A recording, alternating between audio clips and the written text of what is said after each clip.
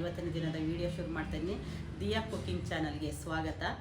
ಇವತ್ತು ರುಚಿಕರವಾದ ಪೊಂಗಲ್ ಮಾಡಿ ತೋರಿಸ್ತಾ ಇದ್ದೀನಿ. ಬನ್ನಿ, ತುಂಬ ಈಸಿಯಾಗಿ ಟೇಸ್ಟಿಯಾಗಿ ಯಾವ ರೀತಿ ಮಾಡೋದು ಅಂತ ತೋರಿಸ್ತಾ ಇದ್ದೀನಿ. ನಮ್ಮದು ಇನ್ನೂ ಒಂದು ಚಾನಲ್ ಐತೆ, ನಮ್ಮನ ಕುಕಿಂಗ್ ಚಾನಲ್ ಅಂತ.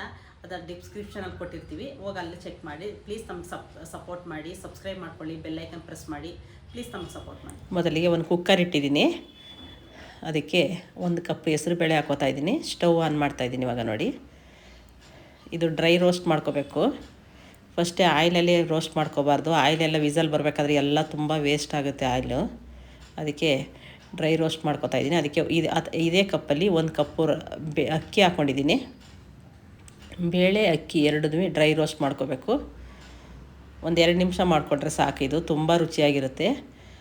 ಇದನ್ನು ಒಂದು 3 ಸಲ ಚೆನ್ನಾಗಿ ವಾಶ್ ಮಾಡಿ ಇಟ್ಟಿದ್ದೀನಿ ನೋಡಿ. ಈಗ ಅದೇ ಕಪ್ಪಲ್ಲಿ 5 ಗ್ಲಾಸ್ ನೀರು ಹಾಕೋತಾ ಇದ್ದೀನಿ. ನಾನು 2 ಕಪ್ ತೊಗೊಂಡಿದ್ದೆ. 1 ಕಪ್ ರೈಸು, 1 ಕಪ್ ಬೇಳೆಗೆ 5 ಕಪ್ಪು ನೀರು ಹಾಕೋತಾ ಇದ್ದೀನಿ. ಆಮೇಲೆ ನಾವು ಎಷ್ಟು ಬೇಕಷ್ಟು ನೀರು ಹಾಕೋಬೋದು, ನಮಗೆ ತೆಳು ಬೇಕು, ಪೊಂಗಲ್ ಬೇಕು ಅಂದರೆ. ಈಗ ಅದಕ್ಕೆ 1 ಸ್ಪೂನ್ ಉಪ್ಪು ಹಾಕ್ತಾಯಿದ್ದೀನಿ. ಒಂದು ಸಲ ಮಿಕ್ಸ್ ಮಾಡಬೇಕು ಆ ಥರ ಎಲ್ಲ. ನಾವು ಫಸ್ಟೇ ಆಯಿಲ್ ಹಾಕೋಬಿಟ್ರೆ ವಿಸಲ್ ಬರಬೇಕಾದ್ರೆ ಎಲ್ಲ ಮೇಲ್ಗಡೆ ಬಂದುಬಿಡುತ್ತೆ. ಅದಕ್ಕೆ ಲಾಸ್ಟಲ್ಲಿ ನಾವು ಆಯಿಲ್ ಹಾಕ್ಕೊಂಡು ಒಗ್ಗರಣೆ ಮಾಡ್ಕೊಬೋದು. ಬರೀ ನೀರಲ್ಲೇ ಈ ಥರ ಬೇಯಿಸ್ಕೋಬೇಕು. ಇದನ್ನು ತುಂಬ ಈಸಿಯಿಂದ ಮಾಡ್ಕೊಬೋದು. ಬೆಳಗ್ಗೆ ಬ್ರೇಕ್ಫಾಸ್ಟ್ಗಂತೂ ಬೇಗ ಆಗೋಗುತ್ತೆ ಈ ಕೆಲಸ. ಮಕ್ಕಳಿಗೆ ತುಂಬ ಈಸಿಯಿಂದ ಮಾಡ್ಕೊಡ್ಬೋದು.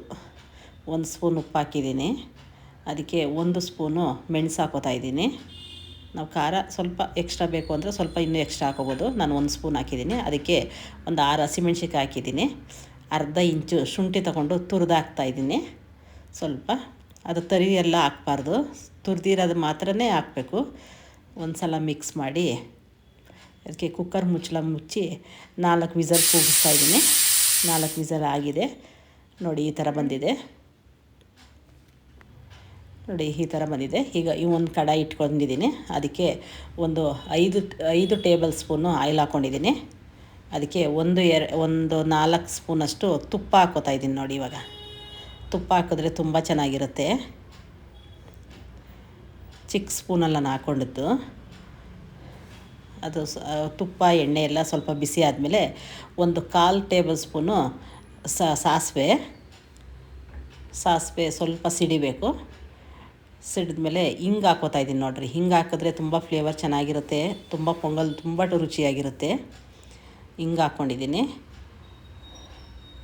ಅದಕ್ಕೆ ಗೋಡಂಬಿ ಹಾಕೋತಾ ಇದ್ದೀನಿ. ಇವಾಗ ಗೋಡಂಬಿ ಹಾಕಿದ್ರೆ ತುಂಬ ರುಚಿಯಾಗಿರುತ್ತೆ ನೋಡಿ. ಇಷ್ಟು ಗೋಡಂಬಿನ ನಾನು ಪುಡಿ ಎಲ್ಲ ಪುಡಿ ಥರ ಮಾಡಿಟ್ಟಿದ್ದೀನಿ. ಅದನ್ನು ಹಾಕ್ತಾಯಿದ್ದೀನಿ ನೋಡಿ. ಈ ಥರ ಪುಡಿಯಾಗಿ ಬಾಯಿ ತಿಂತಾಯಿದ್ರೆ ಬಾಯಿ ಸಿಕ್ಕಿರುತ್ತೆ. ತುಂಬ ಚೆನ್ನಾಗಿರುತ್ತೆ. ಸ್ವಲ್ಪ ಅದು ಕಲರ್ ಚೇಂಜ್ ಆಗೋ ತನಕ ಸ್ವಲ್ಪ ರೋಸ್ಟ್ ಮಾಡ್ಕೋಬೇಕು ಅದನ್ನು. ಈಗ ಅದಕ್ಕೆ 1-2 ಒಣಮೆಣ್ಸಿನ್ಕಾಯಿ ಹಾಕಿದ್ದೀನಿ. ಸ್ವಲ್ಪ ಕರಿಬೇವು ಹಾಕ್ತಾಯಿದ್ದೀನಿ. ಅದನ್ನು ಸ್ವಲ್ಪ ರೋಸ್ಟ್ ಮಾಡಿಬಿಟ್ಟು ಈಗ ಪೊಂಗಲ್ಗೆ ಮಿಕ್ಸ್ ಮಾಡ್ತಾಯಿದ್ದೀನಿ ನೋಡಿ. ಇವಾಗ